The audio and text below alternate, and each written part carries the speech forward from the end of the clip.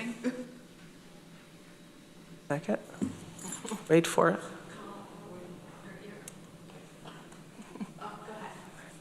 Good morning, everybody. I'm going to call the March 11th Planning, Energy, and Environmental Quality Committee meeting to order. So thank you, everybody, for being here.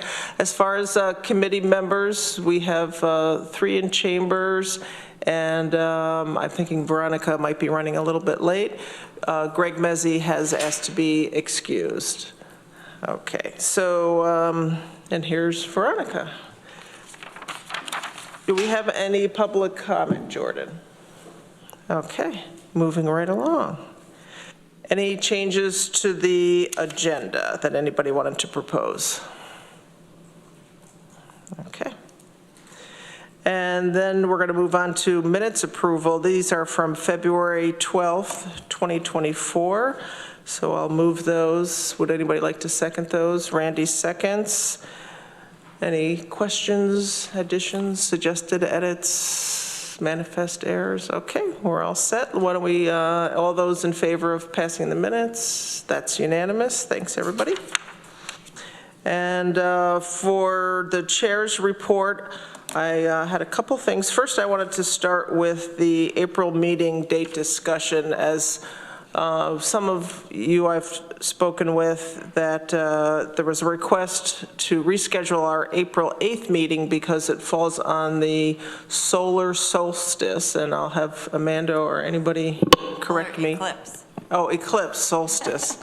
If we took solstice off, we'd have quite a lot of meetings. Yeah. Sorry, the solar eclipse, which reportedly won't occur again in this area for another 20 years. So with just a short couple-hour drive, a lot of us are going to be going to take a look at that with the approved glasses. Yes. That you can get. And so we're looking at rearranging the date for the April 8th meeting. And one suggestion, we have a couple of suggestions from the clerks. One I'm looking at is Thursday the 11th. So it's the same week, Thursday the 11th at 1 p.m. And so wondering if that would work for folks. Amanda has a thumbs up. Randy, yes. And nope, no worries. Take a minute. And Katrina's checking with Greg via email. And Norma said that was okay. Any other? That's thumbs up from planning and recycling. Okay. And you said the 11th, Thursday, April 11th at 1 p.m.? Yeah.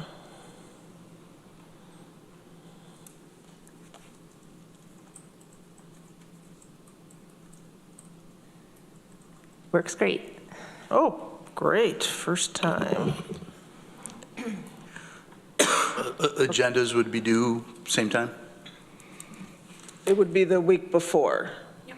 So, okay. So same amount of time, but April 4th. April 4th. Okay. Yep. All righty. So the next meeting will be Thursday, April 11th at 1 p.m. Thanks, everybody. And then the second thing that I wanted to help facilitate a quick update on was the Skip the Stuff initiative. And Veronica and I had a recent meeting with Leo and Kat from that department. And we talked more about doing carrots, like incentives for it. And so I'm going to let you guys chime in a second. But some of my takeaways were that currently right now we don't have an easy way to do enforcement if we were to do a law. But I'll let you guys take it away. There might be one initiative or one way of like working with the restaurants that you had some suggestions about. Would you like to? Yeah. Say any corrections to what I said and then add a little bit? Yeah, well, first of all, Kat and I both really appreciate meeting with you and Veronica. I think it was very helpful to kind of understand the position that we're looking at, and certainly wanted to do something to move, skip the stuff. So, Kat oversees this Rebusiness Partners program. I believe we're going to plan to give an update or kind of a presentation on that Rebusiness Partners program in April, and we can kind of outline what we're looking to do to incorporate some of the skip the stuff initiatives into that Rebusiness Partners program.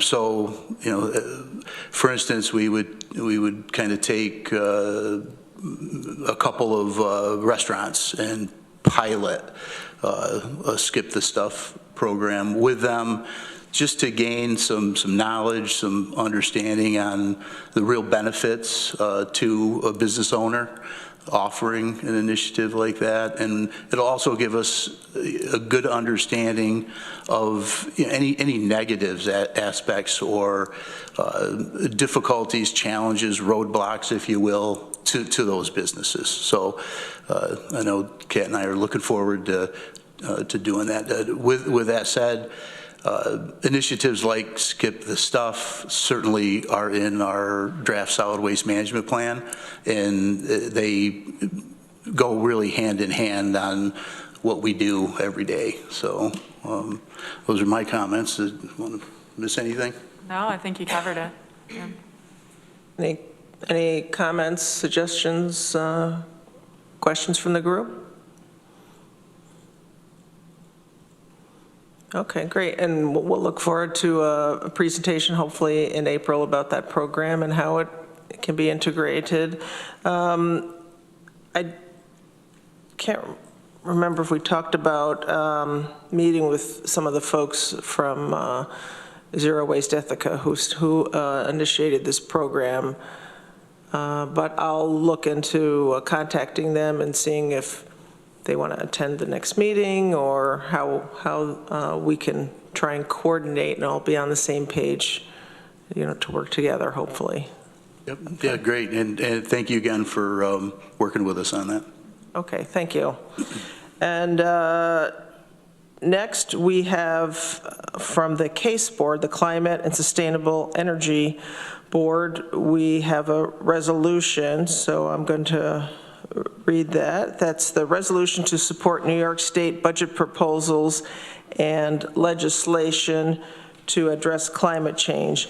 And on the actual agenda, there was at one point where it was accidentally said the word litigation, but it's the legislation, and you have the copies on the manifest corrected copies on your desk there. And so I'll put that on the table, and a second by Veronica.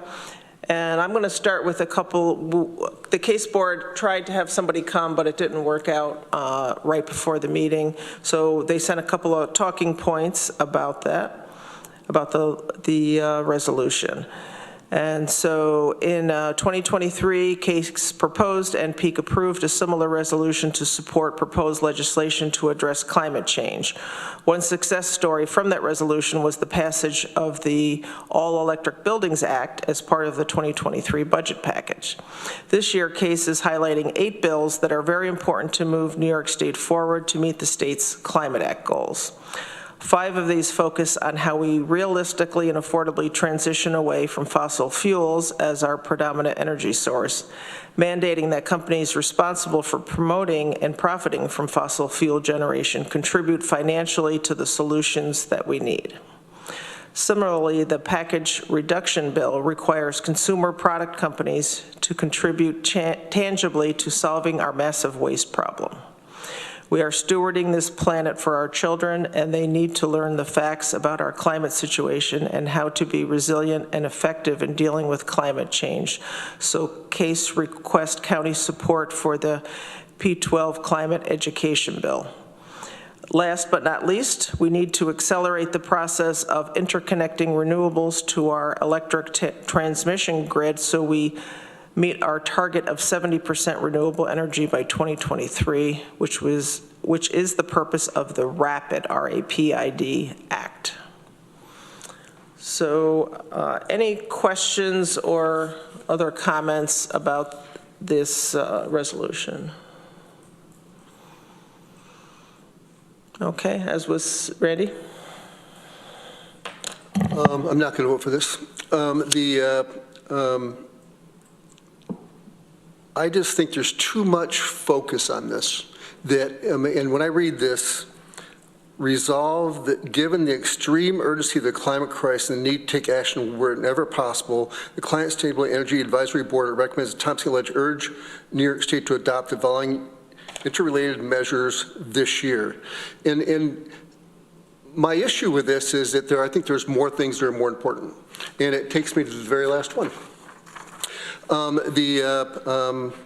The Climate Education Bill established a course of introduction and learning expectations on climate education in all New York's public, elementary, and secondary schools. Our kids are under pressure from so many issues, and we just keep piling on our kids, and I just think it's a mistake. And natural gas, I don't think is as bad as people think it is. I don't like the idea of punishing people because we've approved these operations for decades of selling fuel. There's people living in trailers, they use fuel oil, propane, and they're going to continue to use those things because there's no other resource for them. So I just think it's too much. So that's why I'm voting against it. Thank you, Randy. Any other comments? Veronica? Yeah, one, I'm confused about your point on the natural gas thing, because I don't see, and I haven't read all these bills in details, but I don't see how any of them are punishing the users of the gas, especially in like trailers and... I'm talking the producers of them.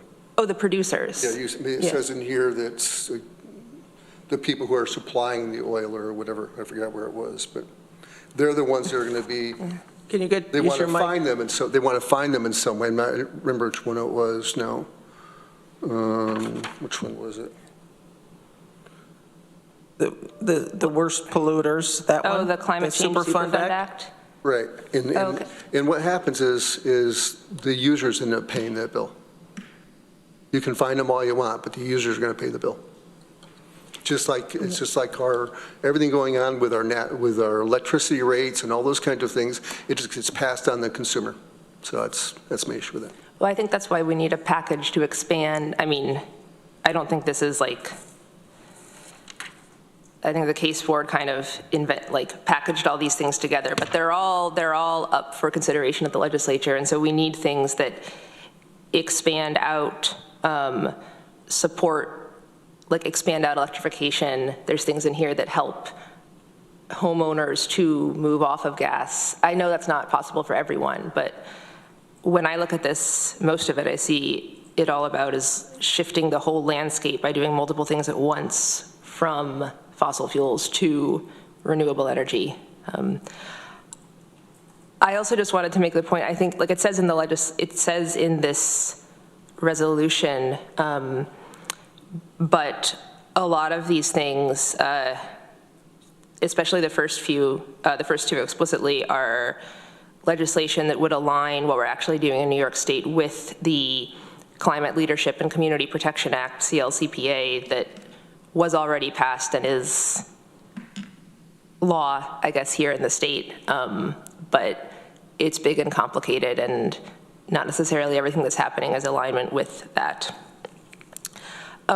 Finally, I'd like to move a small amendment here, not super meaningful, but on the first resolved where it says the Climate and Sustainable Energy Advisory Board recommends that the Tompkins County Legislature urge New York State to adopt the following interrelated measures this year.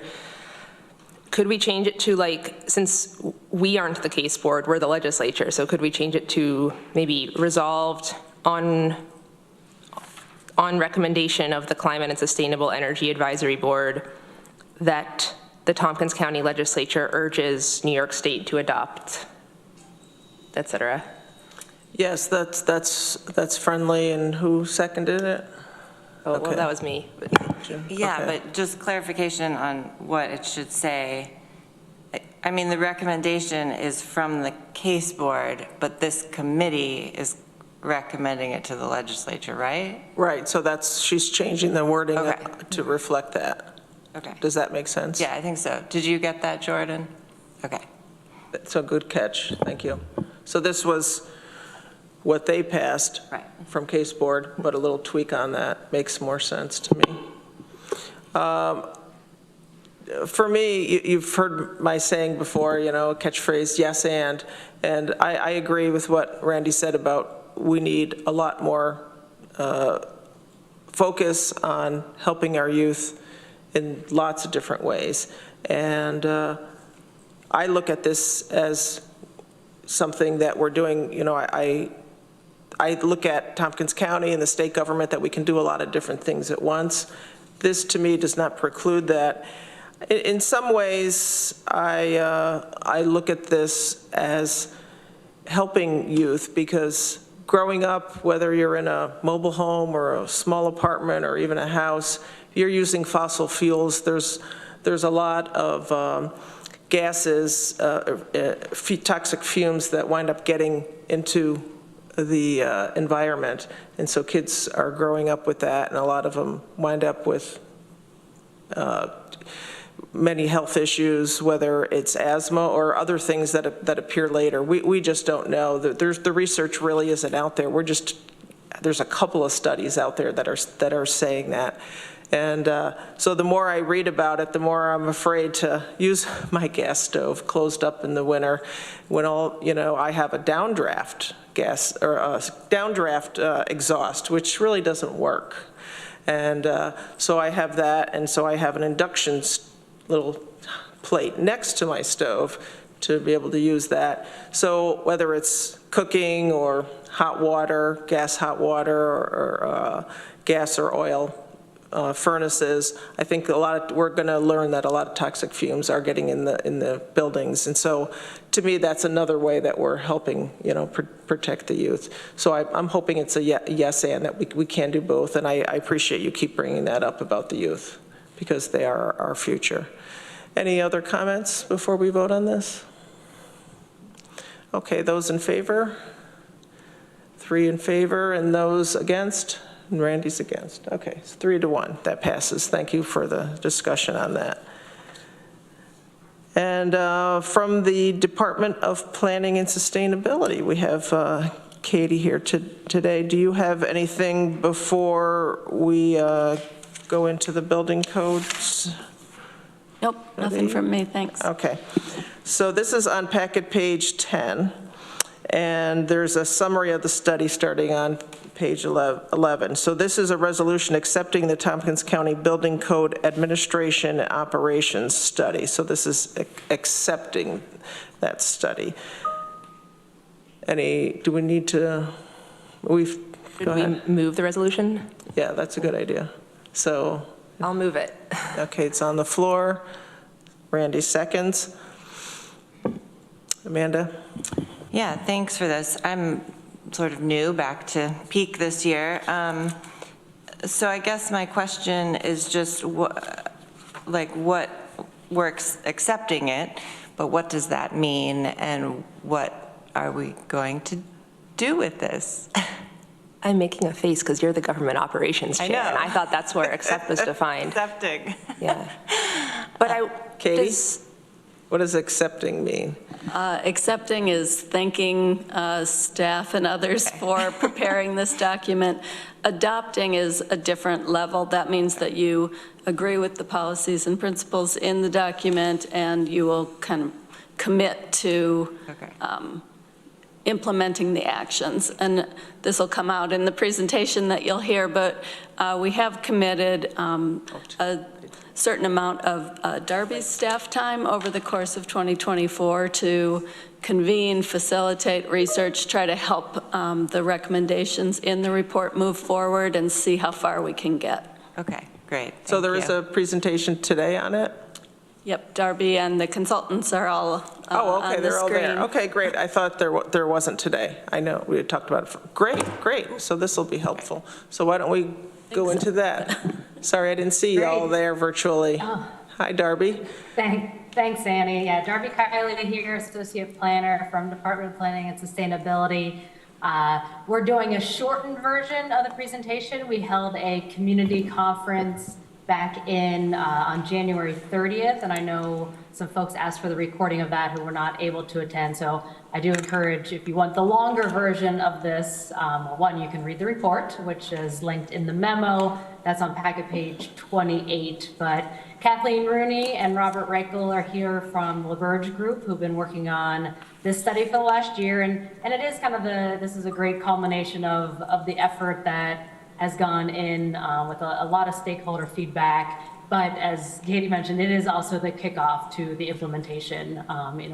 There are some really great recommendations that are worth us moving forward with, and we have already started that. So I'll just turn it over to Kathleen and Robert to do the presentation.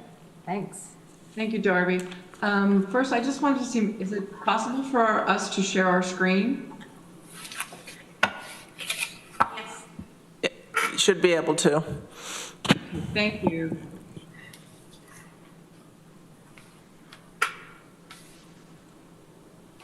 Can you see the screen? Yes. Yes. Fantastic. So first, we'd just like to, Rob and I would just like to thank you for the opportunity to share some of the findings and results from the study. As you folks know, this project was initiated by the county legislature, and it really was in response to identified needs that village and town officials had shared with county legislators. So this, for us, is really kind of exciting, and as Darby said, we feel like we've got some fairly significant and very implementable strategies for consideration in the county community.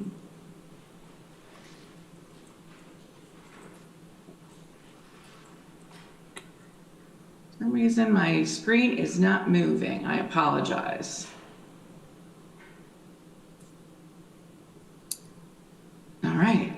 So the we spent the past year working directly with many stakeholders within the Tompkins County community, and we were able, out of that process, and particularly at the front end, in working with the towns and villages, to really understand, and also city folks, to understand really how they wanted to approach it and what were their key considerations. And so that really kind of framed the entire way we approached the past year.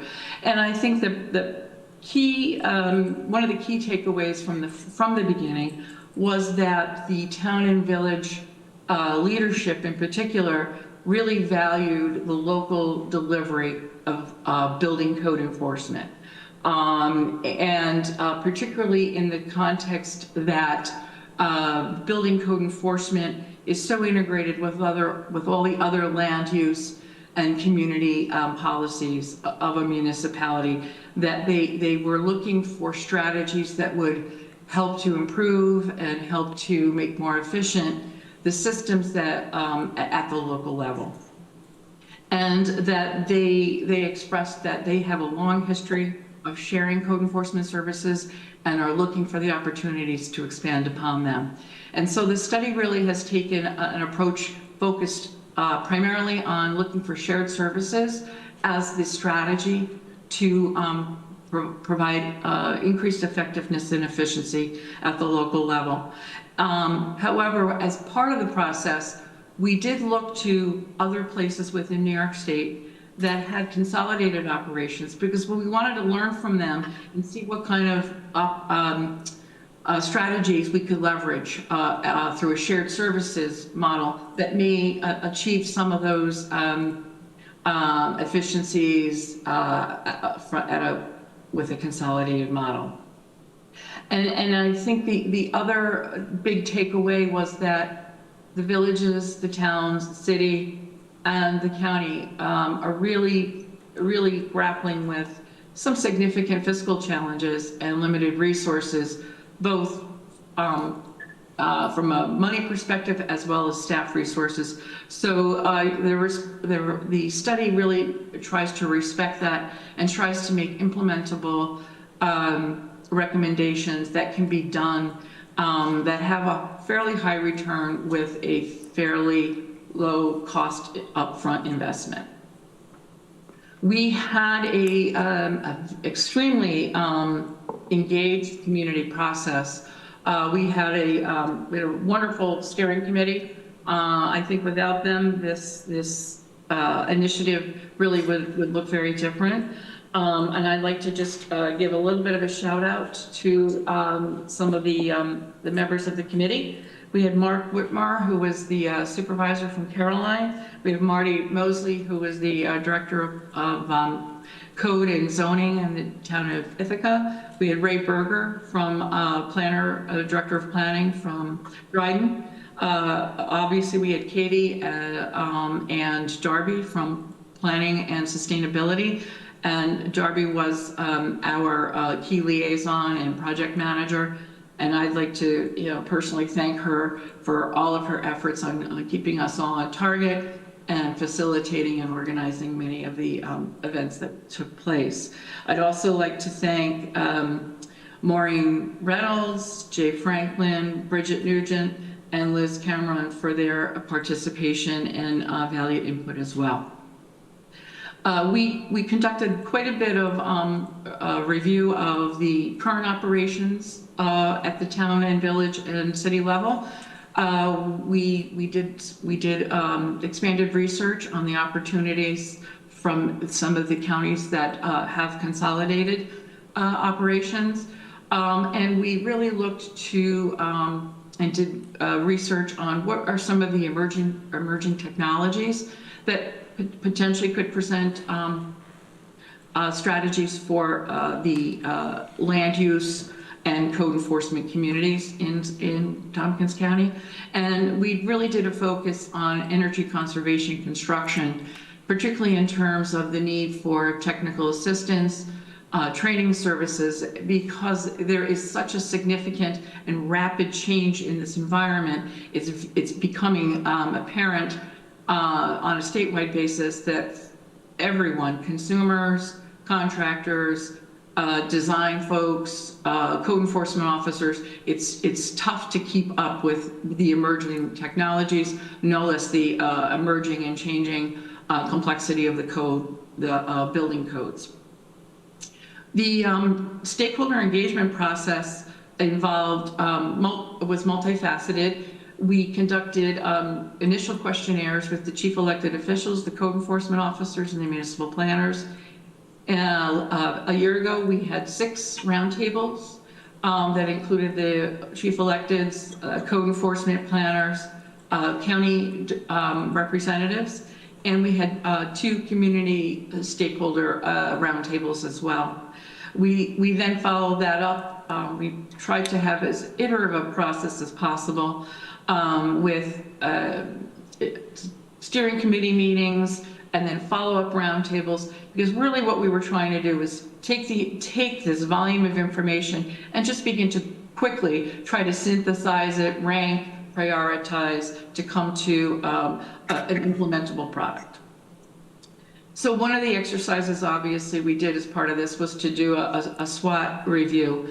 And I like to think about the circle going in a clockwise direction.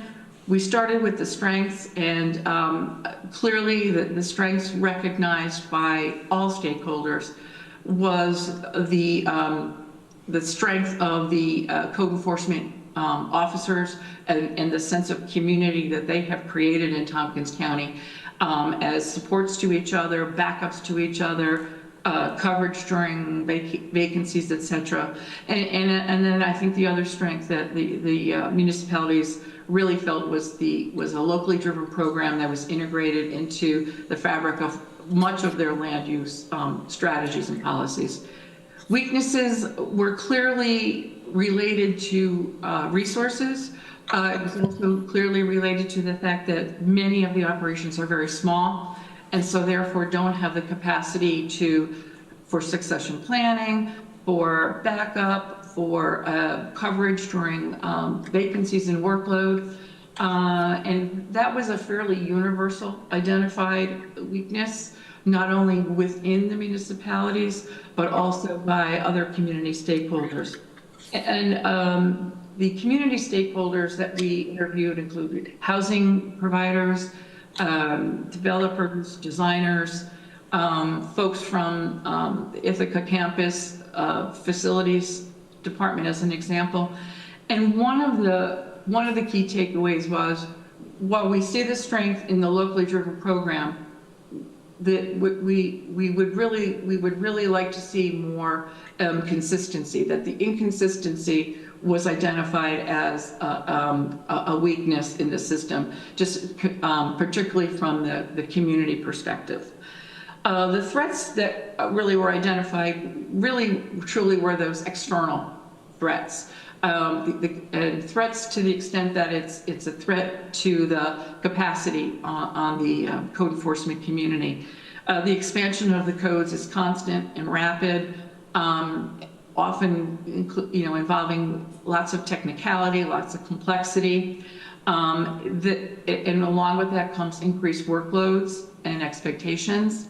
And then the overlaying fiscal challenges that all the communities experienced. And the threat of this constant code non-compliance, and how can we get ahead of some of that? So at the same time, folks identified an enormous number of opportunities to work together to improve efficiency and effectiveness.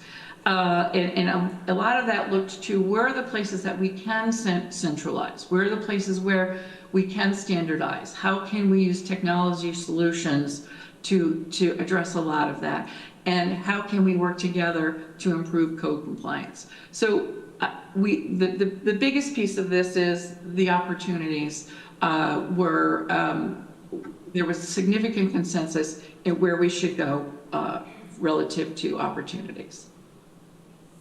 So I just want to take a couple of minutes just to talk through some of what the issues that emerged were, because I think they really helped to drive and explain how we got to a series of 6 priorities that Rob's going to walk through for you.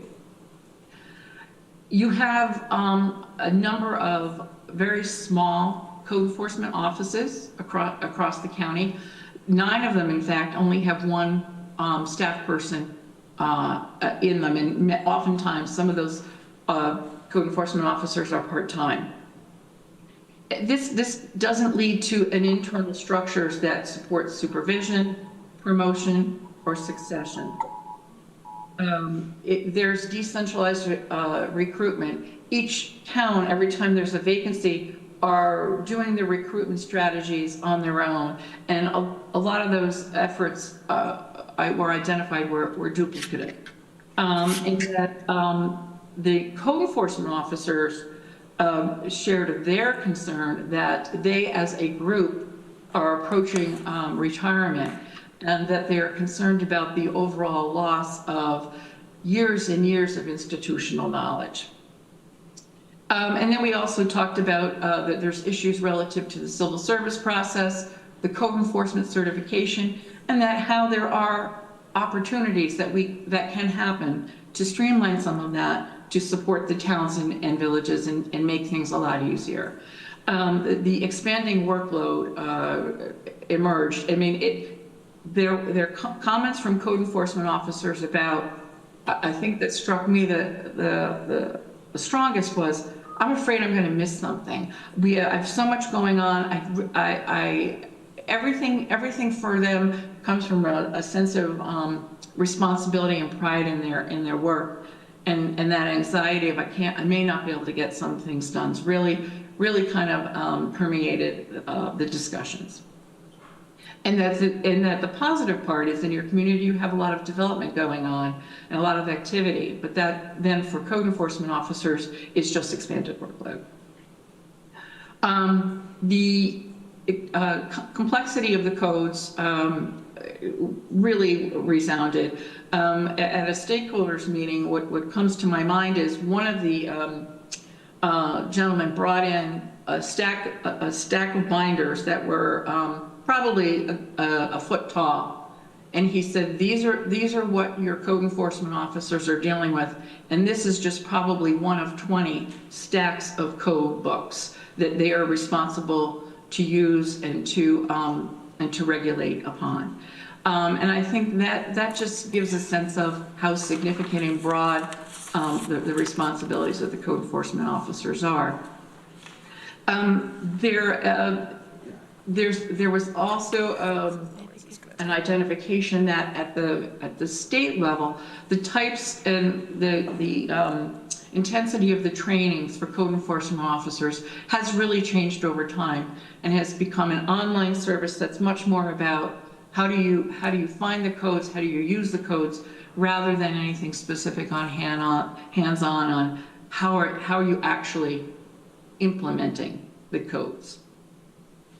The code enforcement officers who are doing the building and energy codes in New York State have lots of competing demands.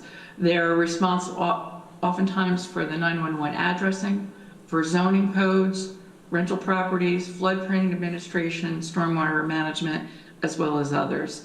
And so it's very difficult to focus on the learning and understanding, for example, the energy code of New York State, or in the instances of some of the communities in your county, the stretch codes or the Ithaca energy codes. And as we spoke to a little bit earlier, the inconsistencies across municipalities was identified primarily by the contractor, housing, and developer community as places where there could be some efficiencies that come along if we could target some areas and gain some consistencies. So what we did was we initially started out with 13 strategy areas.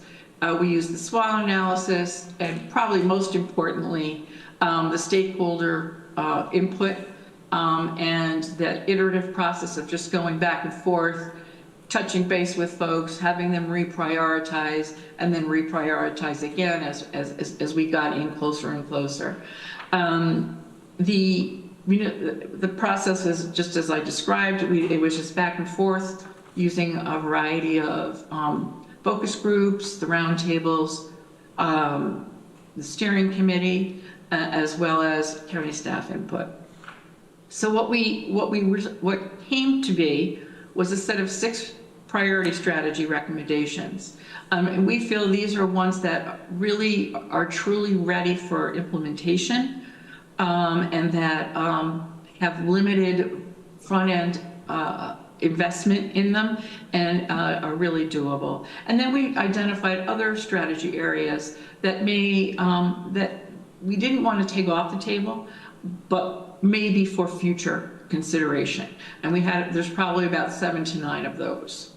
And at this point, I'm going to kick it off to Rob to walk us through the six strategies. Rob? Let me just interject real quick, Rob, before we get started. I think the walk needs to be a speedy jog through the strategies. We're running close on time. Thanks. Yes. Strategy 1 was obviously, Kathy mentioned about it, the change in the way 911 addresses are being implemented. Currently, it's a back and forth between the local government official and the county. We're proposing that the county take this over as a job. Basically, town requests it, town or village requests a number. It's provided by the county, and it can move forward. It will meet all the requirements of the 911 system and move forward. And again, it won't be a back and forth between the town and the county's information. Relatively simple to do move forward. Just changing the way the process is done. It's going to result in probably a better numbering system throughout the towns and villages. And if we want to go to strategy number 2, that would be software management systems. Currently, the software management systems, there's multiple software management systems throughout the county within the municipalities. However, software management, it sounds like it's a very technological thing, but it does help with the enforcement of the building code. Having been a building code enforcement official myself, it's there's a documentation requirement that these systems will help provide that keeps moving things forward. And there's also the issue of if we do have to share staff between different municipalities, and also to provide coverage for people when they're out of the office, a standardized system throughout those municipalities that wish to participate would provide an easy workflow change. You can move easily between one municipality to the other, and that also helps if someone's on a vacation or something, when they come back, they don't need 3 weeks worth of work to put into the system. It's going to take them 4 days to do. Because we're moving quickly. Establishing a pipeline for building code enforcement officers and for building safety inspectors. That is, we mentioned that there is basically what I would call a graying of the population of current inspectors. We need to provide a way to move forward and create people to do these jobs. To be perfectly honest, when I started, I had no clue that such a job even existed. And I'm pretty sure most people out in the world today don't even think of building code enforcement or building safety inspectors as a viable opportunity. The only problem with this would be that once you receive your certification, it does lapse unless you keep it up over time. But again, it can take months. You can hire a person and it can take literally months before they're allowed to do their job, before they can get all of their requisite training that's required by the state of New York in order to perform the job. The next strategy that we're proposing is a strategy of shared court presentment and prosecution. This sounds a little weird because basically it's one of the things you only do as a code enforcement officer 2 or 3 times a year, maybe, so you need help. And I can remember as a code enforcement officer, there were oftentimes I had to tell my town attorney what to do in order to bring somebody to court, which was not the best way to do things. So we're proposing that there be some form of expertise, some form of possibly a shared service or a joint looking at providing, uniform presentment process to move forward to take people to court. And normally that is done as a last ditch effort to get someone to comply with the code. So basically it's just changing who you're, with luck you can get 1 or 2 attorneys that are familiar with the process, and all of the municipalities that choose to participate can use that person through some form of shared municipal agreement. On to strategy number 5. Specialized code enforcement services and technical assistance programs. The state through NYSERDA at one point did provide a lot of training for upgrades to energy code and things like that. Unfortunately, some of those programs are no longer being processed through the state. But they do have other places where those training programs can be obtained. What we were proposing in this particular thing was to try to create a better way to get those trainings out to people rather than to have to each municipality having to do it by themselves.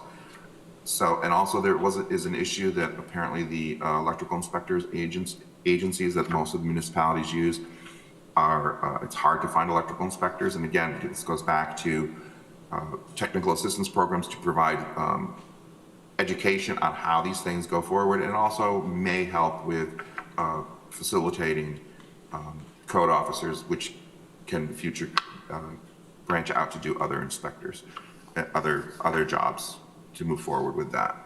And on to our last one is basically just municipal to municipal sharing.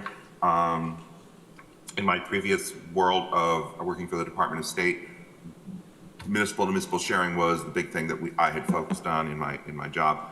And sharing of code enforcement officers and building inspectors throughout, it's more or less just everybody getting together and deciding what they can or cannot do. Again, multiple municipalities sharing a single person. They currently do that now in some of your municipalities. They have the same part-time code enforcement officer, but would it possibly be a better opportunity to have a shared person where they can, instead of everybody, 3 municipalities providing part-time benefits, maybe a single 1 or 2 people can provide to 3 or 4 municipalities with full-time jobs, full-time benefits moving forward. And it also helps to if you're able to share across multiple municipalities and you have more than one person doing a job in each, you may be able to help with succession planning in the future. So that's my quick spiel on all of those, because we need to move it along. Well, we provided this snapshot screen just for ease of use, so you know, to quickly look at what are the 6 strategies and what are the initiatives linked with the strategies and what are we trying to achieve with each of those 6 strategies. So that's just there for your own reference.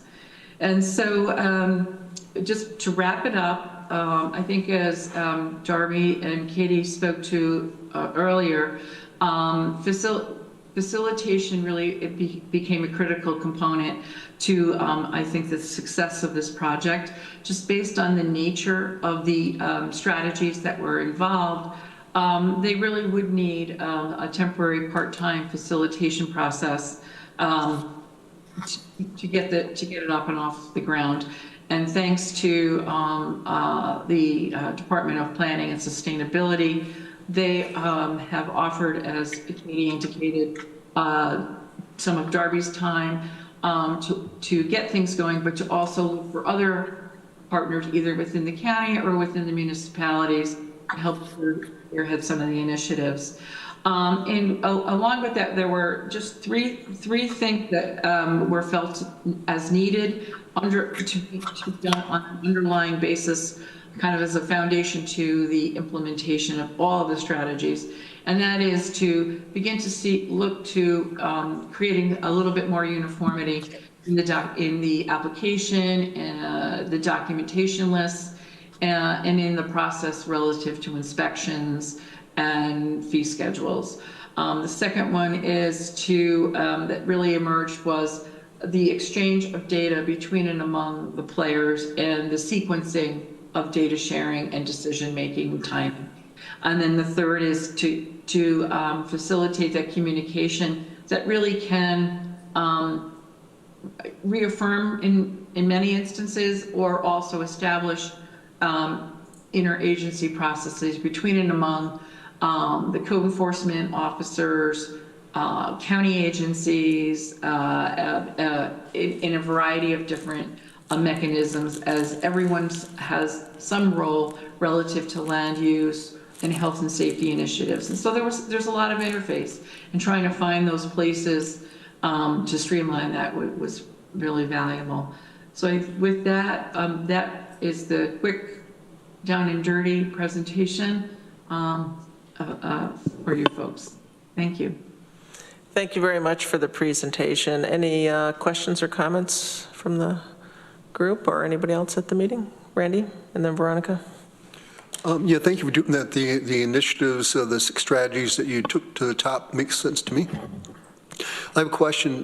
Does the Department of Energy emergency response, is that a concern for them taking over the addressing at all? Do we know? Or? We worked hand in hand with DOER and your county IT and GIS. They were actually a part author of the development of the initiative. I think, as with all the initiatives, I think timing will need to go hand in hand with department capacity. So I think they're very enthusiastic about the initiative. It's just getting that timing right when they have the capacity on that planning development and do the kickoff. Also on the software, are you recommending any particular software, or how expensive is it? No, we're not in a position to make recommendations. We did, however, bring in 3 or 4 entities that we found through some of the consolidated county initiatives. And I think there are multiple opportunities for the municipalities. There's been almost a transformation in the software systems that they really are about automation of workflow.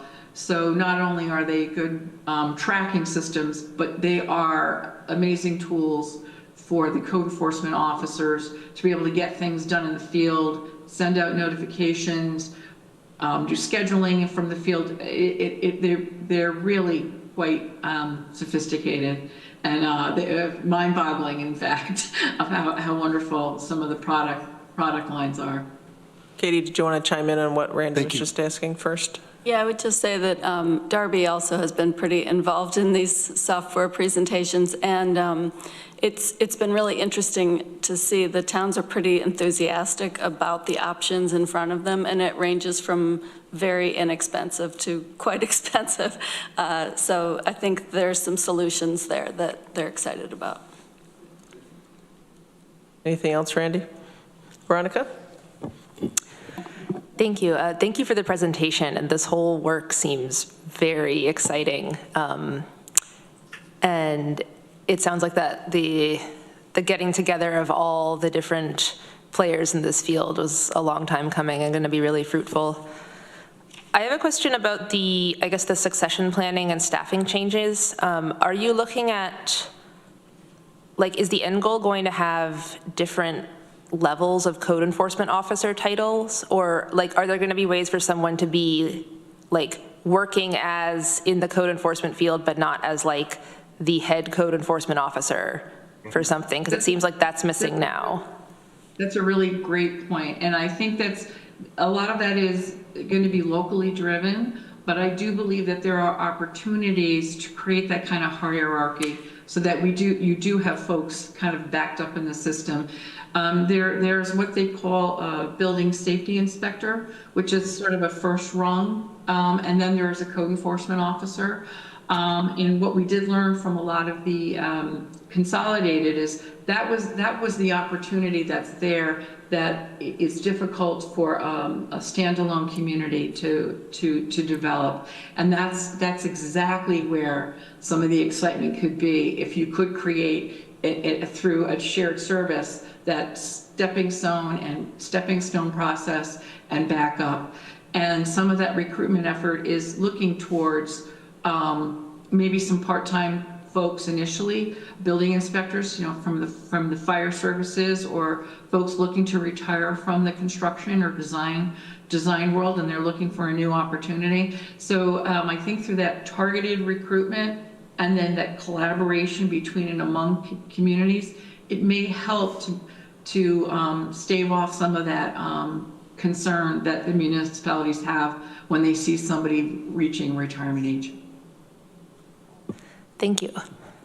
Just to add to that, I think some of the pipeline too comes from home inspectors. So as more and more people are being educated as a home inspector, some don't want to have their own business or want to retire. I mean, some home inspectors go into government service, but some want to do different things. I'm joking because I was a home inspector. I don't know if you knew that, so put that out there. Anything else? Any other questions? I had one. So yeah, thank you for the presentation. I've seen some of it before, but I really appreciate hearing all the different processes you're developing and how it sounds like the municipalities are really receptive. So regarding the receptivity of the municipalities, you had most of the municipalities participate, or all of them? Can you speak to that part? Yeah, we had virtually 100% participation. And it varied based on where folks were in their development or what they're doing organizationally right now. But you'll see within the report there was significant participation and significant interest, particularly on the 6 prioritized strategies. And I would say, we average probably between 8 and 12 municipalities interested in the top 6 strategies. And I think this was mentioned before when, I don't know if it was in this particular packet, but I know it was mentioned before for contractors or builders. All of this streamlining will also, or should help them, because the processes are more consistent, our codes are more consistent, across the municipality. So hopefully this will help as we talk in other meetings about, trying to encourage especially more residential development. Randy? Yeah, something else, and you mentioned in your report here, was the fee structures. Was the data that you collected on fee structures shared with the various towns and villages, or did they get a copy of this? No, that's a good point, and I can certainly get that to Darby to be shared. In looking at the various towns that I'm involved in, it's amazing how different they are. And I think that the towns may be missing revenue, especially it's very expensive. The more codes that you have to follow up on, you're visiting 4 or 5 times versus, once or twice, which has been the past. So, thanks. Very good point, yes.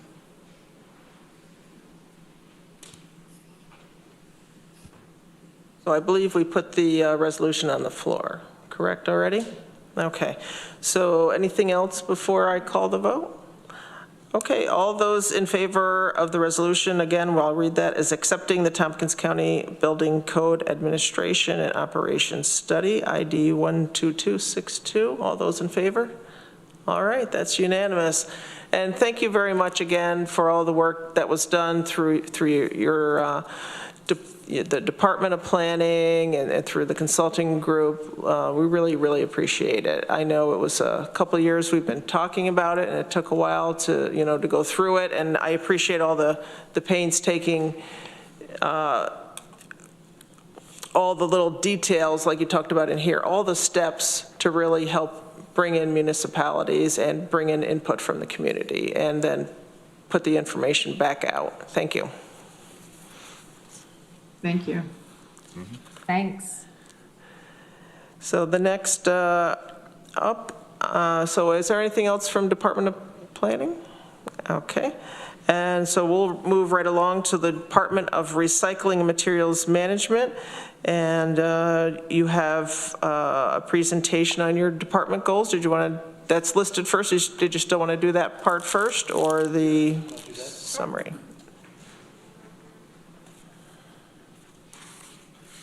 And department goals are on packet page 30.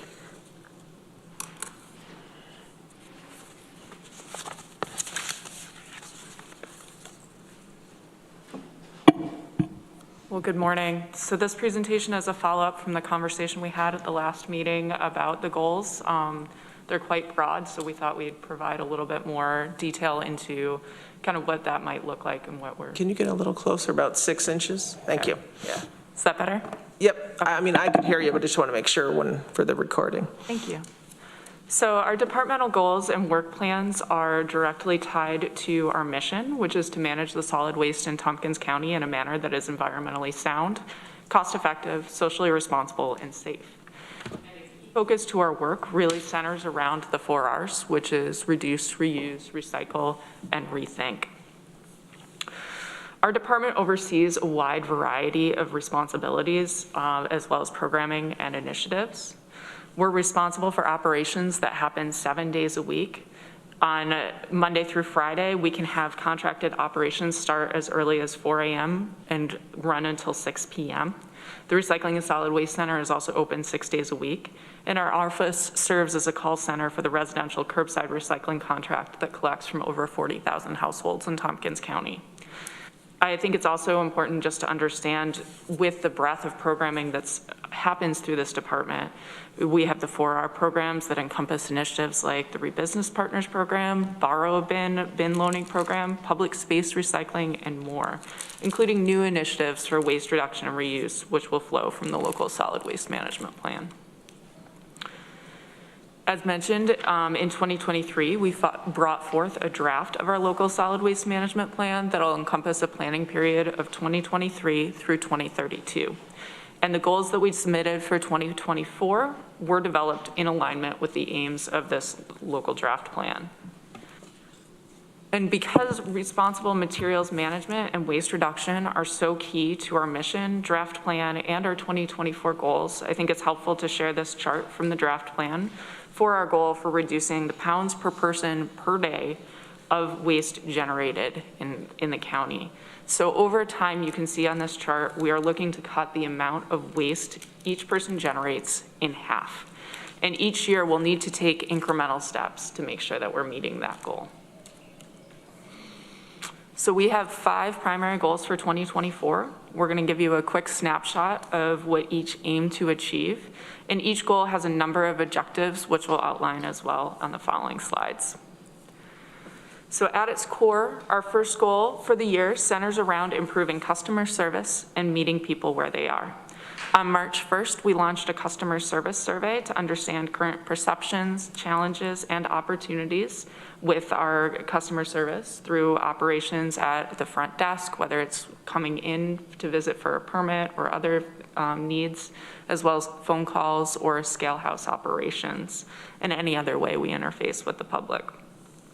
We're working to widely distribute this survey and appreciate any support and sharing. We do have some business cards that have a QR code on it with this that we can share if folks are interested in distributing some. It's also available on our website through our transaction tickets, posters in our office. So we are working to widely distribute this survey. Information and results from this survey will be reviewed and analyzed to develop a plan for continual improvement with an eye and emphasis on customer service, visitor satisfaction, and ease of use of our operations. And through this process, we'll consult with the Diversity and Inclusion Director to develop a plan that exemplifies diversity, social justice, equity, and inclusion goals of the county. So following the insights gathered from, Following the insights gathered from that process, we will also look at other departmental operations to see how we might be able to include or expand upon what we're doing based on the lessons learned from the feedback. So that could look like reviewing curbside recycling set out requirements and understanding barriers for individuals setting out materials at the curb, or understanding if there's additional needs that aren't being met with materials handling practices currently. And overall, through our process, we'll also incorporate insights and information gathered to ensure that our communications strategies really include high-quality customer service throughout the community. Chapter 140 of the Tompkins County Code includes 4 articles encompassing recycling, trash tags, hauler licensing, and disposal. And together, these laws form a framework that incentivizes recycling and waste reduction over disposal. These laws have not been revised since they were developed in the early 1990s. In 2024, we'll be working with West Group Law, a consultant specializing in environmental law, along with the county attorney's office and legislature to propose revisions to the existing laws to bring them up to date, support our needs for enforcement, and ensure that they are meeting the intent of incentivizing recycling and waste reduction in the county. Our department also will provide quality programming with a focus on continual improvement to offer stellar services for single-family residents, multifamily settings, businesses, and local governments to promote waste reduction, EPP, reuse, food systems resiliency, recycling, and waste reduction of toxicity in the waste stream. We offer, as I mentioned earlier, an extensive array of programming. Here's a list of some of the initiatives that we'll be focusing on this year. And this is a list that has grown over the years while our staffing has been reduced. So example of these programs include education and outreach through tours, events, and presentations, direct assistance to local businesses through our Rebusiness Partners program, our organics diversion efforts, including the drop spots, monitoring landfills, and more.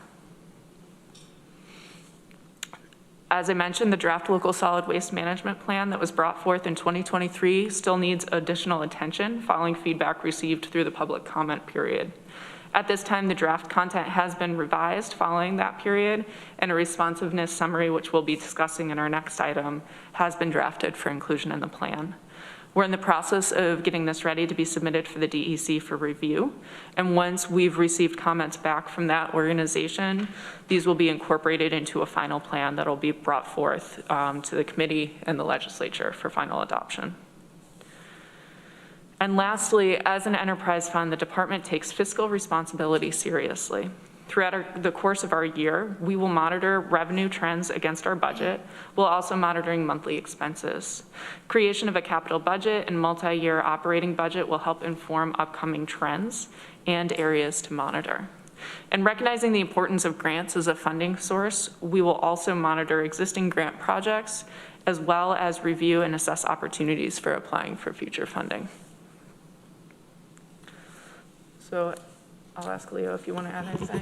Yeah, I think just overall, it's been our plan to, at least in this post-COVID period of time, to kind of do a reset, kind of get back to, some of the things that have really worked for us in the past that over the past few years we haven't done as well with, mainly driven by COVID. But I think one of the most important things we can be doing is reaching back out to partners and stakeholders.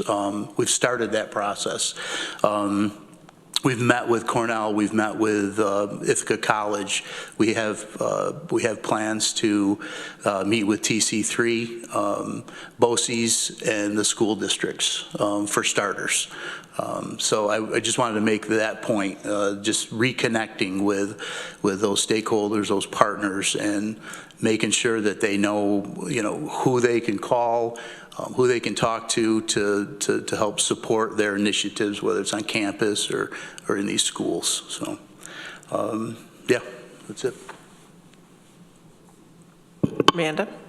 Yeah, thank you for that. I appreciate the concise presentation.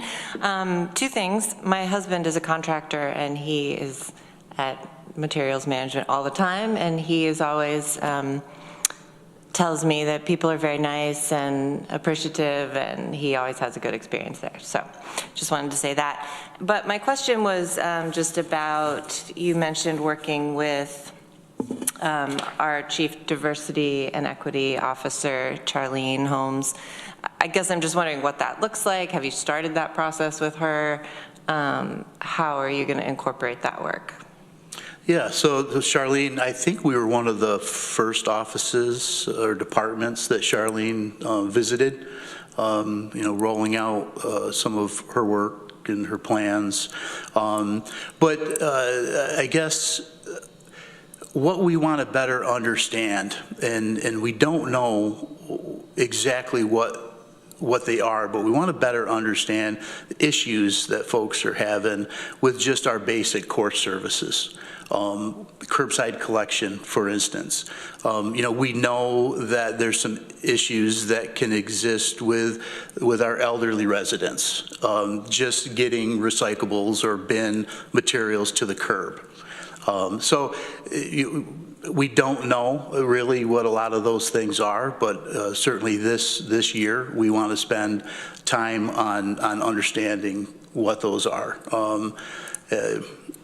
We've been kind of without our communications person for a couple of months out on leave, but it's one of her main goals to set some of those things up with community members and different organizations to see if we can't drill down and understand what the issues are.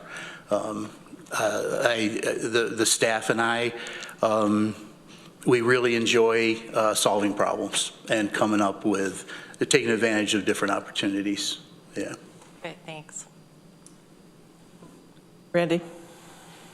Yeah, thank you for the presentation. Really like the idea of kind of resetting and looking at where you are. I think that makes a lot of sense to see where you can improve or focus on things. One of the things that has come up in my district is junk. And junk code officers are rare, but there are companies that go out there and they clean it up. And usually they're small companies, pickup truck or a truck, and they go and they clean up things and they pick and choose what they can use, and then what goes to the landfill or to you folks. Yep. Is there any thought on educating those folks at all, or? Well, we're certainly working to update our laws. There's loopholes in those laws. Those laws are outdated. The fines are minimal. They really don't impact any kind of behavioral change on the part of haulers.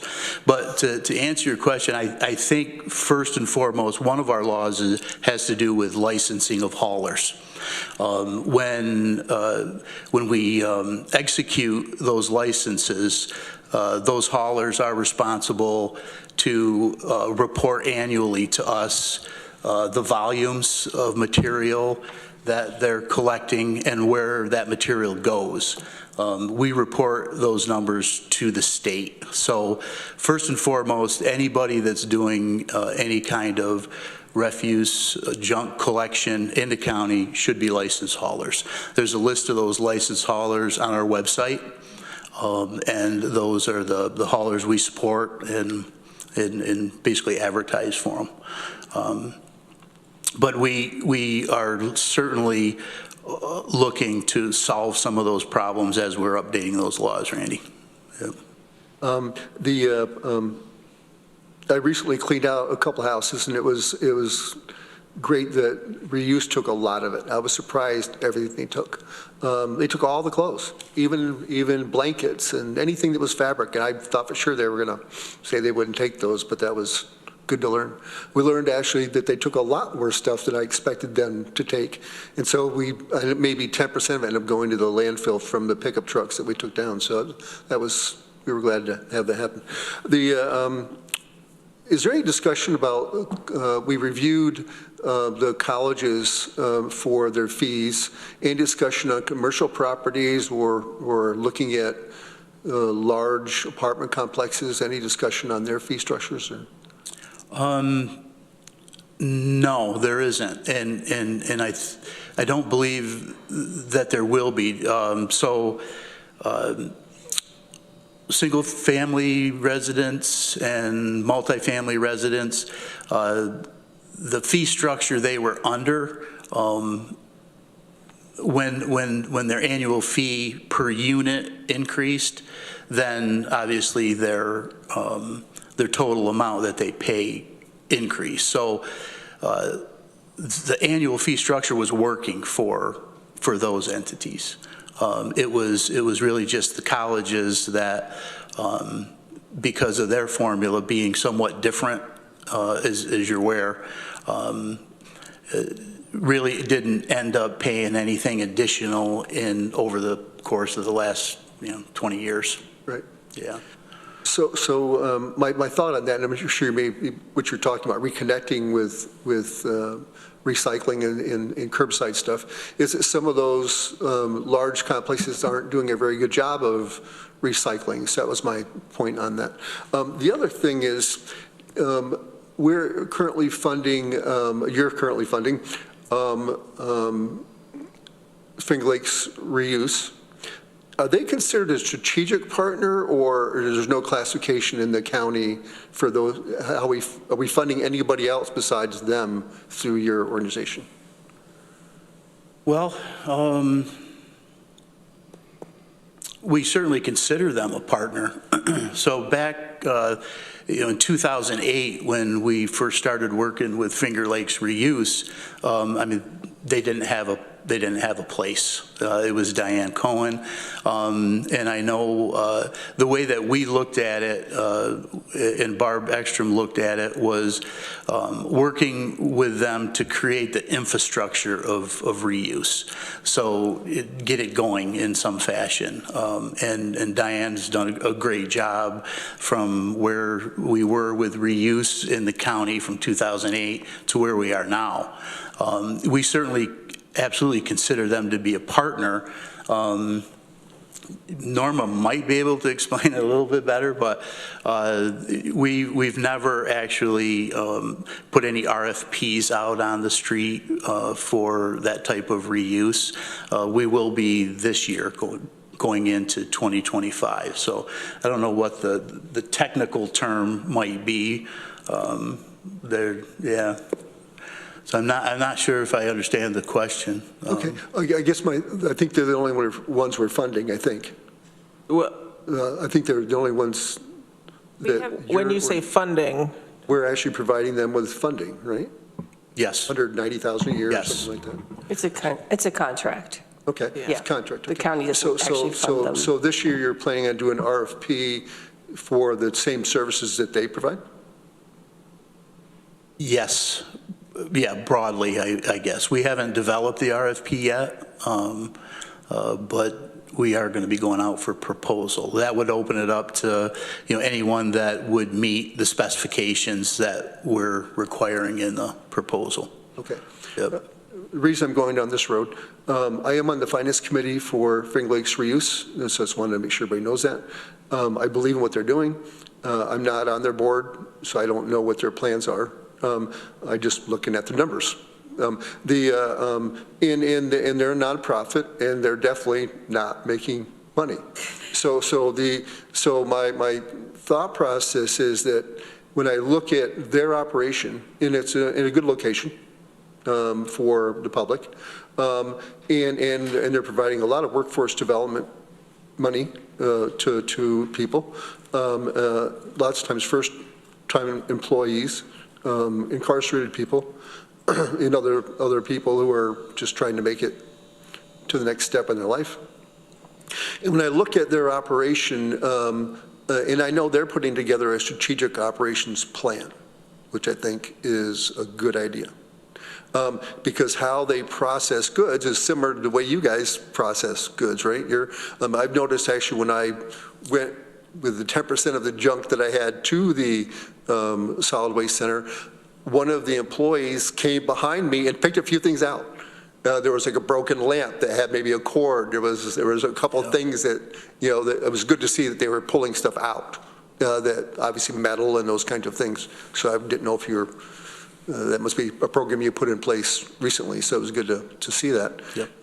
But I just think there's to get to your solid waste goals, you need to have a lot more stuff not end up in your location. Or you need to sort it there. So it's somebody's got to sort through this stuff. And if you go through, and I've been in the recycling business for too long. And when you look at companies like Lowe's and Home Depot, the way they do it, their stuff, they pile it all in a truck. And it goes to this big location. And they have conveyor lines. And all the wood goes over here and it goes down. There's people picking stuff. Out of and they're going in bins and those kinds of things. And at the very end is quite often nothing because they're focused on zero waste. Yeah. So I'm just trying to think of where the county's going with that. And I think that the only way you're going to get those goals if you get that stuff separated out before it gets to the ground. So, yeah. Just wanted to share that. Yep, no, good point. But yeah, so the technique at the recycling center is referred to as culling. So if there's materials that go into our tip floor for disposal, the attendant over there will pull scrap metal, for instance. Scrap metal has a high value and very easily diverted. But scrap metal, cardboard, they'll pull out. There's also materials that are banned from the landfill that can kind of sneak through, if you will. So any electronics, for instance, would be pulled out of or culled rather, and then recycled. So, yeah. Thank you. I'm glad you noticed that. And I'll just add, I think the source separation piece is really important to get stuff separated and directed in the right place before it gets to the recycling center. We work with, other contracts for compost education or food scraps work. So definitely pieces kind of tied together. To your question about the apartments, they would also be something that we could support through our Rebusiness Partners program. So if there are apartment complexes out there that are interested in kind of honing and working together a little more closely on what goes in the bin, kind of doing some education, that's something that we can provide support with as well. Yeah, the multifamily homes can be challenging, and often it comes down to the type of service that they're using for collection. So, it's one thing for our curbside collectors to step out of the truck and see a bin, and they can see most generally what's in it. The large multifamily homes will more apt to have the large dumpsters, where you can really only see just a small portion of what's in there before it goes in the truck. So a lot of opportunities at these multifamily homes for sure. I want to say we're going to start some conversations with Louise from... Yes. recycling partnership organization, and Louise is local here, but they've done a lot of work with different programs working with multifamily homes. So we're going to take a look at that. Thank you. Yep. So following up on what Randy and you folks were just talking about, would that be something like you have the Rebusiness Partners program? Would that be something you would consider in the future of like having some type of actual either program or some arm that, you know, that people that can go out and say, hey, when you're setting up a new apartment complex might be a nice time, you know, but, and also going to existing ones, like, because it's so easy, as you know, for people in these apartments, you go outside and there's where you can just put stuff in the dumpster, versus like, say at my house, I really think about it because I don't have curb pickup of garbage, so I think about, it's very easy for me to think about where is these things going to go, and then the last resort would be to the landfill. So would that be something you might have a program to help organizations like that figure out how, you know, they could save money and how they could set up different ways? Absolutely. I mean, there's we currently have that service baked into our Rebusiness Partners program. So we have worked with multifamily homes. Yeah, a number of occasions. It's a few years back, but I believe it was Kat and I that did presentation with the Landlords Association in Tompkins County. But those are the organizations that we really want to get back in with, you know, again, that just that stakeholder and just get a good understanding of what these challenges are. Yeah, you've recently worked with some multifamily homes, I think. We have, and we did, to your example, recently have one that reached out to us who was just getting set up. And that's always a great timeline, just because everything's fresh and you can make sure everyone's got their recycling bins and their recycling guidelines, and orientation is all set up, you know, when people move in with a move-in packet. So we've certainly had experience across the board with, you know, ones that are well established or ones that are just getting started up. And I think that's one we'd be happy to help if there's ones that are looking for support. Thank you very much. Any other questions or comments on that, on the goals? Okay, moving right along, on packet page 43, there's a report discussion, the LSWMP, the Local Solid Waste Management Plan. And you have in there the input from the community and your responses. So would you like to present an overview of that? Yeah. Before we get started on that, I just want to certainly make note of the incredible amount of work that Kat has done on this solid waste management plan, organizing these comments into some categories and working to help develop some responses to those. So tons of work. Yeah, so I just want to thank her for that, give a little shout out, but Kat will go over some of those comments. Thanks, Leo. Thanks, Leo. It's definitely been a team effort. Our whole crew has been really putting in great work on this plan. So as a reminder, as a planning unit in New York State, Tompkins County is responsible for developing and implementing a local solid waste management plan. And this plan creates or evaluates current solid waste management practices, evaluates options and alternatives for future management, and sets forth implementation steps for a 10-year planning period, along with projections of reductions in waste disposal during that time. So last June, we brought forth a draft for public comment, and that public comment period was held from June 22nd through August 7th, during which all interested parties were encouraged to submit comments in writing.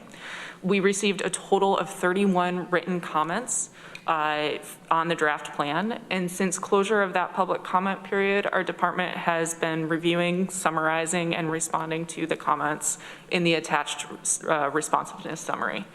We've also worked to update text within the draft plan as needed. So you can see that the comments were received were grouped into themes around circular economy, communications, education, and engagement.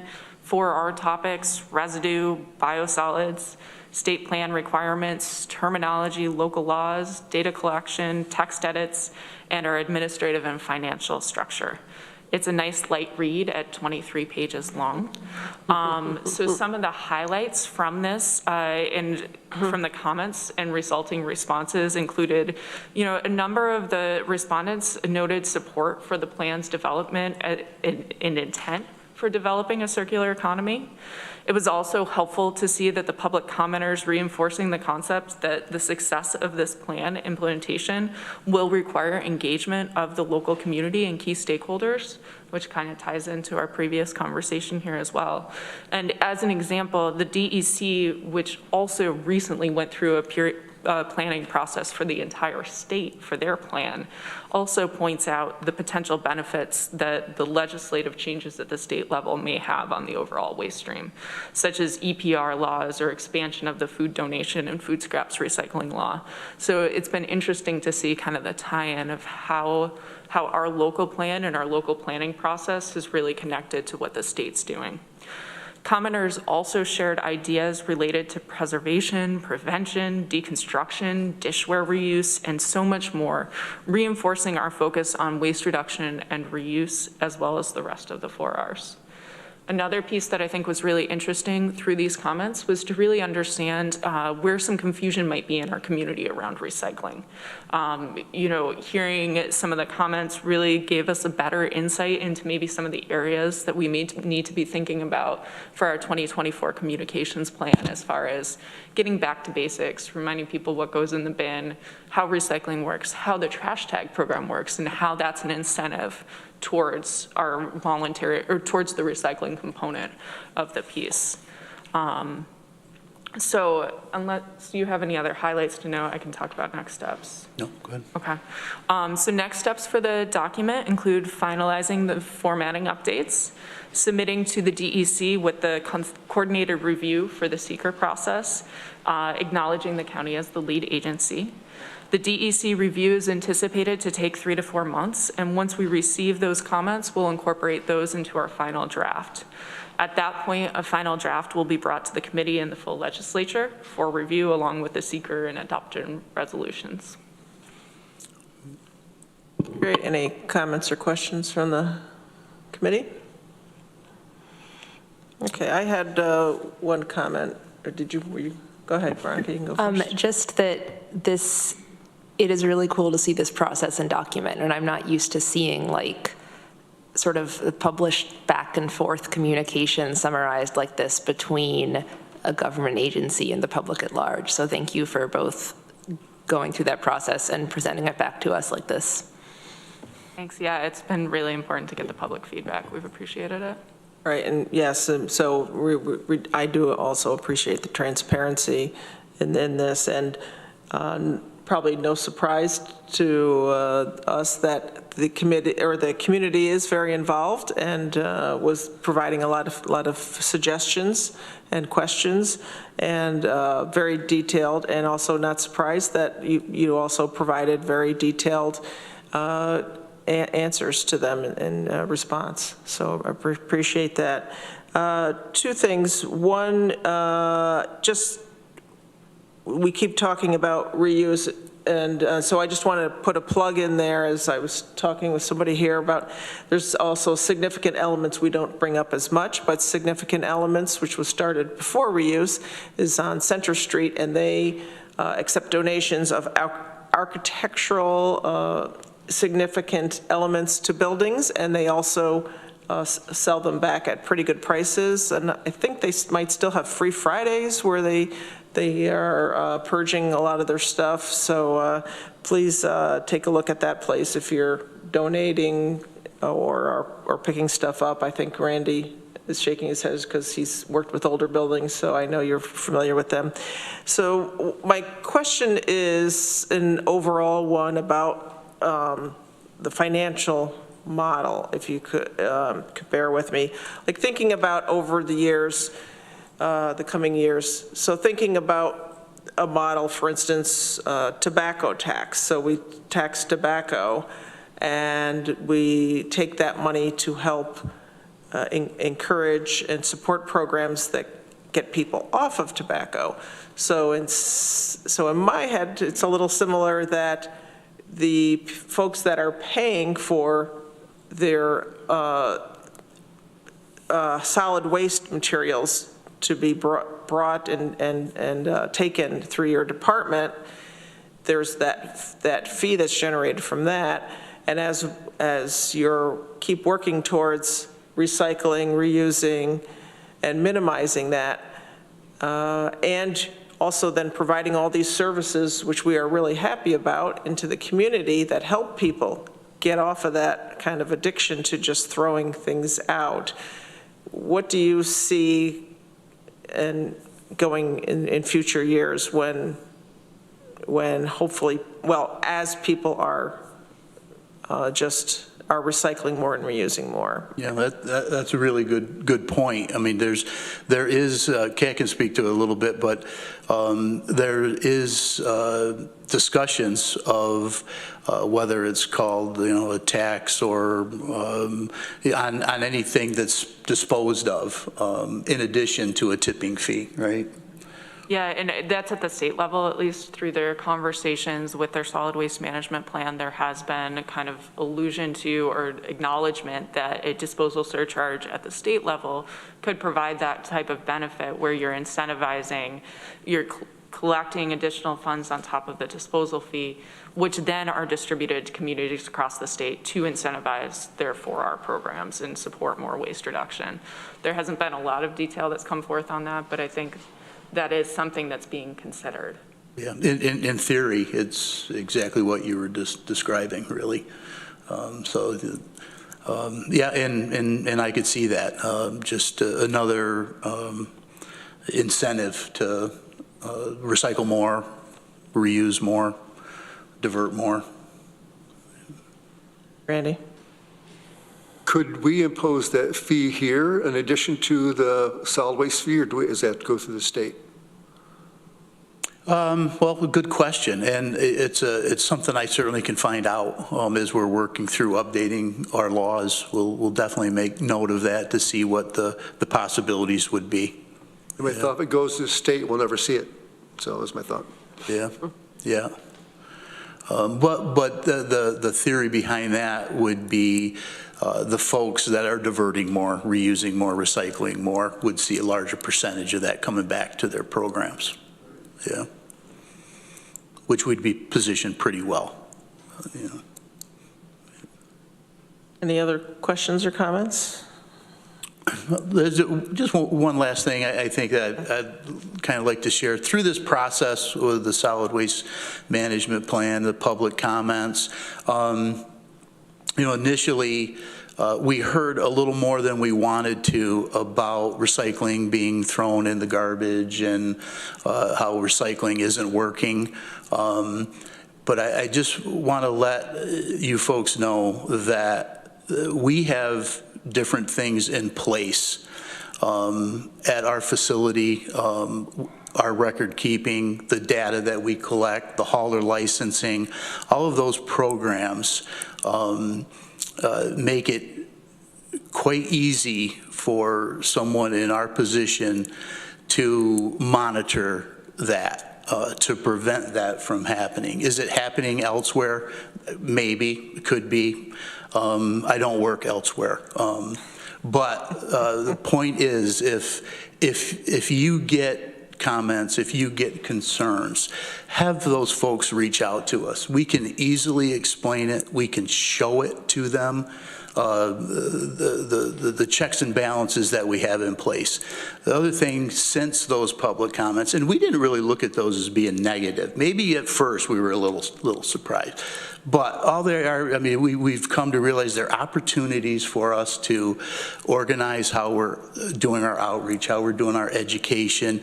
The tours at the facility, we've incorporated information in those tours right at the front end where we're walking by the scale house as far as what the scale house folks are responsible for.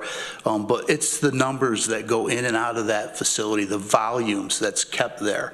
There's bill of ladens, there's checks and balances where we know recycling is going to recycling processing facility. We know those materials are dispersed from there to mills. So please, if you're hearing any of that, let Kat and I have the opportunity to straighten that out. And if anybody wants more information on those checks and balances, give us a call. We'd be happy to just make sure that you have a good, complete understanding of those. Thank you for saying that, because there's a lot of information or comments online about that things you're recycling aren't really being recycling. But here in Tompkins County, they are.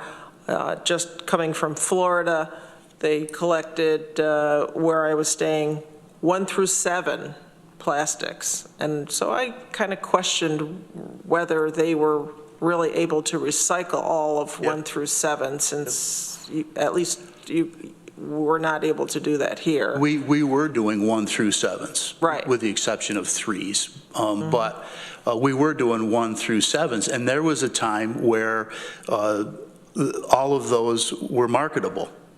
But when it came down to certain plastics where nobody was taking them, that's when we stopped accepting them. If you remember, right. Then you went down to 1 to 5. Right? 1s, 2s, and 5s. They're marketable. They're valuable, and it works. But to your point, yes, we were taking those. But when we couldn't find the markets for them, we stopped taking them. Educated the community, did some outreach, and it's 1, 2s, and 5s here for that reason.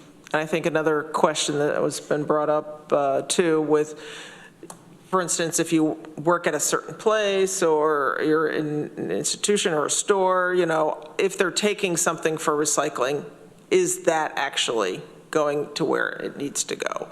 Or say film type things, film. A lot of places that I've talked to, there's not a place to recycle it now. That's not being recycled. And some places are still taking it. Some places stopped, like Lowe's and a couple other places stopped taking it. And I went and asked, and they said, because there's not a place to recycle it now. And so I don't know all the information. Are some places finding a place to recycle it, but some places are still taking, film type the thin plastics. Yeah, as far as I know, we can look into it a little bit more. As far as I know, those types of stores still should be accepting those materials. And they could, so you think there's a place, or you'll look into it if there is a place for them to bring it? Yes. Okay. Yeah, I think we want to better understand that, because I want to say the Lowe's, the Walmarts, the Tops are still required to accept those plastic bags, the films, even though they're not distributing any. Yep. Okay, thank you. Anything else for recycling materials management? Thank you guys very much. Yeah, thank you. That was great, thank you. And let's move on to County Administrator's report. You have a resolution, or do you have anything to report, or should we just go to the resolution? The only thing I would report is that we are actively working with departments on going over the budget software, and so it's started already, just so you all know. But no, I have nothing else to report. Okay. So we'll get this on the floor. There's a resolution, it's packet page 66, and it's authorizing a contract with Tompkins County Soil and Water Conservation District to provide interim financial assistance to support and conduct conservation-related activities. And I'll just say, and if you want to add anything, Norma, that this is something we do each year to help them as their reimbursement for different projects that they do lag. So this kind of gets them some amount of money to tide them over till that reimbursement comes in. Is that accurate? That is accurate, yes. Yeah. Anything else you want to add? No, it's a net zero transaction, so. Any questions? All So I guess I'll move that, or Amanda moves it, Veronica seconds. Any comments or questions on this? All those in favor? That passes unanimously. And so we'll move on to committee member reports. Anybody have anything? I want to thank everybody for all the boards and everything that you're volunteered for. Randy? Yeah, the Agricultural and Farmland Protection Board has a summit next Monday at The 18th? Enfield Community Center. I think it starts at 9. You need to register for that. And the focus is on farmers, so it's for primarily current farmers or farmers that are interested in farming. They're going to look at practices for climate resiliency. Soil and water fits in with that in some of those respects. And they're also going to look at land transition and how farmers can transition their land or protect their land by selling their development rights. There's already numerous farmers signed up for that. And CC is also involved. We actually contract with CC to help us with the Agricultural Farmer Protection Board. So most of that program is run through there. So. And Randy and I met with, I think it was Abigail from the planning department and Katie. Do you want to talk about that really briefly? Yeah, one of the things that the county funded 5 or 6 years ago, they were putting, I think, $200,000 a year into a natural infrastructure. To a natural infrastructure plan, and the goal was to identify properties and through a land trust typically. And we did one last year for Bell Station, where the county actually funds part of the purchase price of the property for the purpose of protecting it. And most of it's related to water and protecting the water resources and the runoff and those kinds of things is probably what that's for. But they've accumulated about $1 million and it hasn't been spent. So, and part of that issue is that there's only one land trust and they're busy doing other things. So they actually looked at how they could expand the program by increasing buffer areas, and so they're going to have a new, I'm not sure, is a resolution or something to say what additional properties could be done. One of the reasons we looked at it was because we wanted to know if farmland protection would fit in with that. Unfortunately, it does not fit in with that.